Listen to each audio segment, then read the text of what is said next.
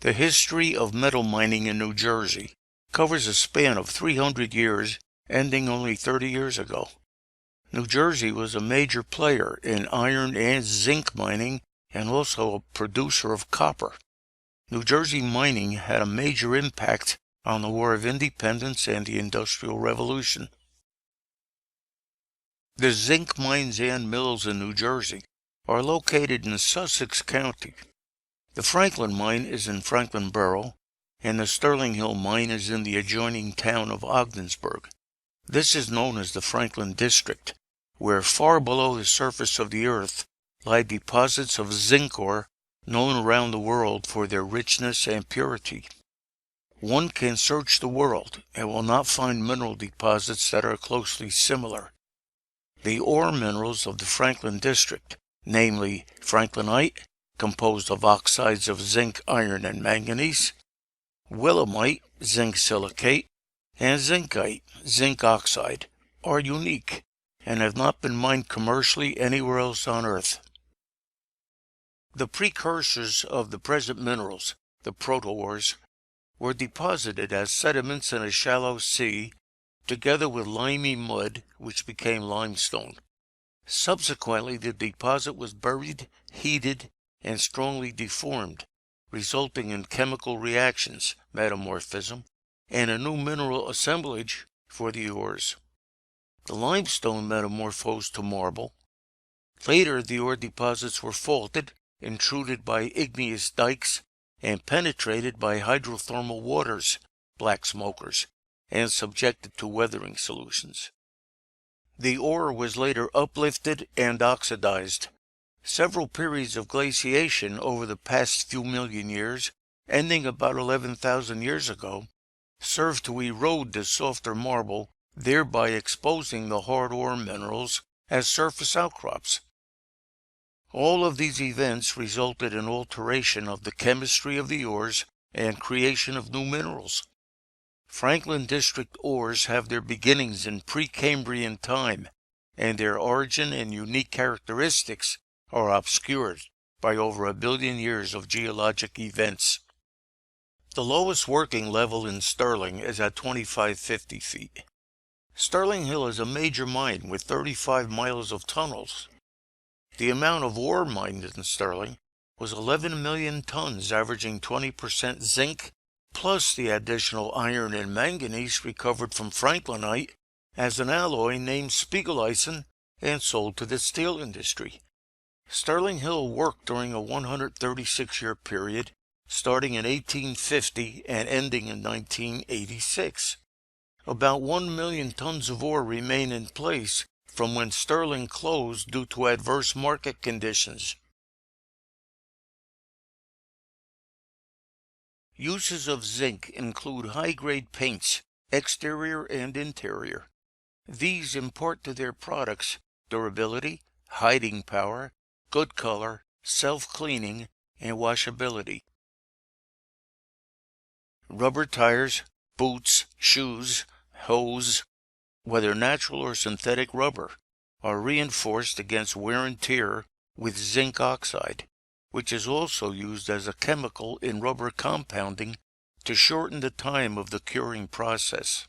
The ceramics industry uses zinc oxide in the manufacture of tableware, enamelware, and glass. Zinc oxide imparts good color, gloss, and opacity. Pharmaceutical zinc oxide is used in face powders, creams, and ointments such as sunscreen. It is also used to improve immunity and to reduce the severity of colds. Brass is an alloy of copper and zinc. It contains approximately 30% zinc. Used in household hardware, plumbing equipment, rods, and tubes for industrial uses. Products which require brass with a high degree of ductility. Galvanizing is the process whereby a coating of zinc metal is applied to iron and steel surfaces to prevent rusting.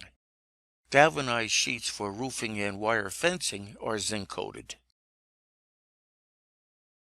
Zinc die castings are used extensively in the automobile industry. Radiator grills, fuel pumps, hardware, and instrument panels are a few of these castings. Zinc alloy die castings are used in washing machines, refrigerators, business machines, hardware, and small tools. Rolled zinc finds wide use in the fabrication of battery cans, weather strip, moldings, fruit jar tops. It is added to other products which require added stiffness and toughness. The Franklin District has seen centuries of mining, and the New Jersey Zinc Company that owned the mines in modern times operated from 1852 to 1986, a span of 134 years. Today, the Sterling Mine is a museum of mining and mineralogy, with the mission of preserving this site and its historical treasures. A miner from 1930 would still be able to recognize many of the buildings and structures. Historical footage has been recovered from the archives of the New Jersey Zinc Company, showing exactly what miners saw in the 1930s. This film shows a first-hand account of the danger and difficulty of mining in that time as we look back to see what was. Miners walk through a turnstile to the change house, where they start and end each workday. They kept their street clothes in their lockers, and damp mine clothes were suspended from the ceiling in wire baskets and hangers to dry overnight. 30 men, drill runners who are the boss drillers, muckers who move the blasted ore to the grizzly, cage men who work in the shaft, bringing in and taking out men and supplies, and shift bosses enter the man cage, and they descend down the shaft at speeds up to 900 feet per minute to their working level.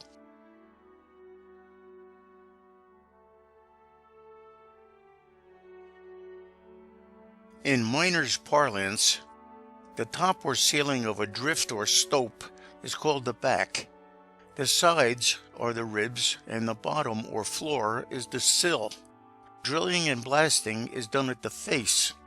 Prior to drilling, the back and ribs of the work area is checked for loose rock and remedied. The loose is removed using scaling bars. Scaled down large chunks or slabs are drilled with a jackhammer and blasted. This operation is known as scaling or barring down.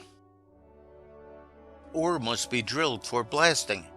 The driller, called a runner, is the lead man, and he has a helper who sets up the drill, changes drill steels, helps load the drill holes with dynamite, lights fuses, and after the blast, operates the slusher and scrapes the muck to the ore chute. Notice the water running out the drill hole. This is necessary to eliminate excessive dust and to cool the drill bit. George Lehner invented the water drill in 1890, and after 1915 it became the primary drill in use in this country. Prior to the Lehner drill, the so-called Widowmaker drills, which drilled dry, were used. The miner inserts the blasting cap with attached fuse to a stick of dynamite which feels like fresh putty and is wrapped in heavy brown wax paper. He inserts this first stick into the drill hole and tamps gently using a wooden tamping rod. The helper inserts the succeeding sticks and the runner tamps forcefully. The runner cuts the fuses to appropriate lengths based on the drill pattern, and the helper slices the end of the fuses to ensure easy ignition in case the fuses are damp. Be sure to cut the fuses long enough to allow time to leave the area. Notice how smoky the lit fuses are.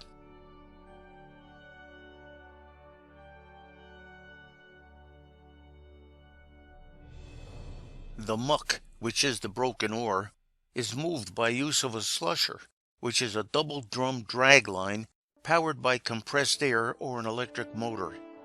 A scraper is attached by two steel cables, one to propel the scraper forward to the muck pile, and a pullback cable to scrape the muck back to a grizzly on top of the ore chute in front of the slusher operator.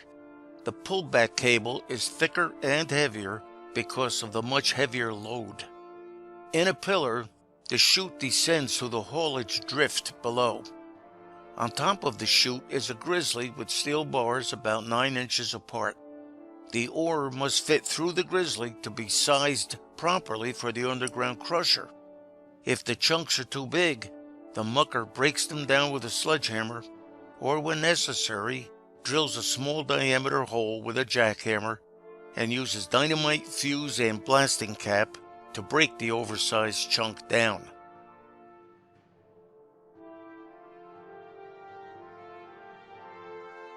The miners erect a timber set, which consists of 2 vertical posts, one on each side of the pillar, and a cap which lies horizontally on the posts.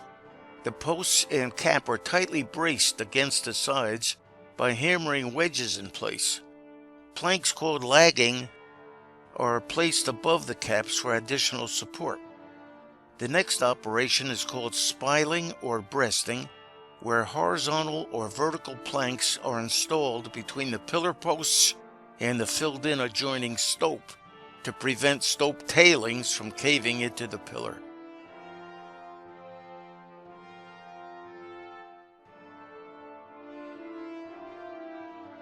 Miners can be seen here drilling in a development drift that core samples from diamond drilling determined that zinc ore was present. The drift will intersect the ore and follow it on the footwall. Tracks are installed and the new drift becomes the passageway for the movement to the ore pass. Raises are started from the drift and extend to the level above. Stopes are then developed between raises, leaving pillars to support the hanging wall. Upon completion and filling of the stopes, the pillars are mined out.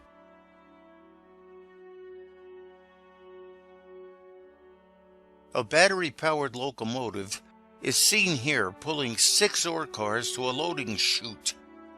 2 trammers, who are miners who load and transport ore by train, open the chute and broken ore from the above stope is loaded into ore cars.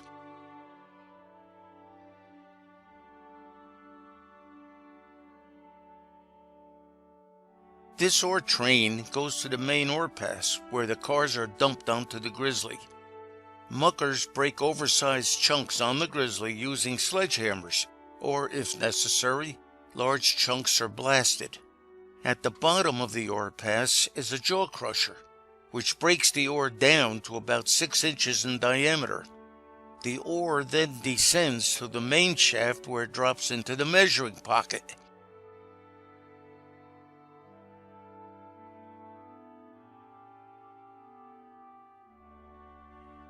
Ore was loaded into ore skips from the ore pocket down below, then hoisted up the shaft until it reached the surface. Once at the surface, the ore skip continued up the head frame, seen here, and the ore was dumped into a day bin before being sent to the mill for processing. From the skip bin, the ore is run through a trammel screen where the material is washed with water and fines are separated from larger pieces. The larger pieces then go to the picking table seen here, where the material is evaluated. Waste rock is removed, along with bits of wood or debris from the mining process. The rock remaining on the picking table is ore containing zinc. From the picking table, the ore is dropped into a gyroscopic crusher, where it is reduced to pieces of about 1 inch. Once crushed, the ore is dropped along a screen where pieces of the correct size fall through, but pieces too large are sent back to the crusher. Once the ore is the correct size, it is conveyed to the tower dryer. The heat for the dryer was produced by a coal-fired furnace at its base. From there, the crude ore was stored in a tank, thus completing the coarse crushing operation. The fine crushing began by lifting the coarse material up a bucket elevator onto another screen. where gravity would begin to pull pieces of the proper smaller size through the screen. Material that was too coarse would go through another round of crushing using rollers and sent back to the same screen. After this stage, the now smaller milled ore is sent to an automatic electric scale. From here, the ore is crushed yet again before magnetic separation of the franklinite would begin. When the ore was milled to a sufficiently small size, it was possible to use magnets to remove the franklinite as seen here. This process was first invented by John Wetherill using powerful electromagnets and later perfected by Thomas Edison during his endeavors with iron mining in New Jersey. Powerful magnets are situated just above the finely ground ore, and in doing so, the franklinite is diverted away from the willemite and zincite, which did not react to the magnets. This is due to the fact that franklinite contains magnetic iron, allowing it to be attracted to magnets. Franklinite is closely related to magnetite, which happens to be the most magnetic of all the naturally occurring minerals on Earth. After magnetic separation, the willemite and zincite would remain mixed together. To separate out the gangue minerals, which have no value as ore, they were run through a diaphragm jig concentrator. A surge of water would disperse the particles of the ore through the volume of the water in the jig, and as the particles settle on the jig bed, those with a higher density settle at the bottom, and the particles with a lower density settle at the surface. This would mean that the zincite would be near the bottom of the jig bed, and the willemite would settle near the middle, and gangue minerals near the surface. After the jigs are the Wilfley tables, where ore that required further separation was poured, mixed with water, down a table that would shake back and forth, sending the heavier particles of zincite and willemite off the side. The jig and Wilfley table would be repeated until the willemite and zincite were sufficiently separated from the undesirables, such as calcite. The willemite and zincite would be sent up another tower dryer to finally be dehydrated one last time before it would be placed in storage tanks above the railroad bed seen here. Franklinite was stored in separate tanks also above the tracks. The ore powder of franklinite was shipped separately, and the willemite and zincite were kept combined. All the processed ore was transported by rail to Palmerton, Pennsylvania. Palmerton was the central smelting operation for the New Jersey Zinc Company, as it had an abundance of coal. 5 tons of coal was required to process 1 ton of zinc. Just as Sterling Hill carried on after the 1930s, so too does it carry on from the mine's eventual closing in 1986, after the district produced 33 million tons of ore. The history, the science, and industry are preserved here for future generations to study, learn, and enjoy. The story of Sterling Hill is far from over. With each new visitor, each new student that is inspired, the story continues with you. We invite you all to be a part of that story.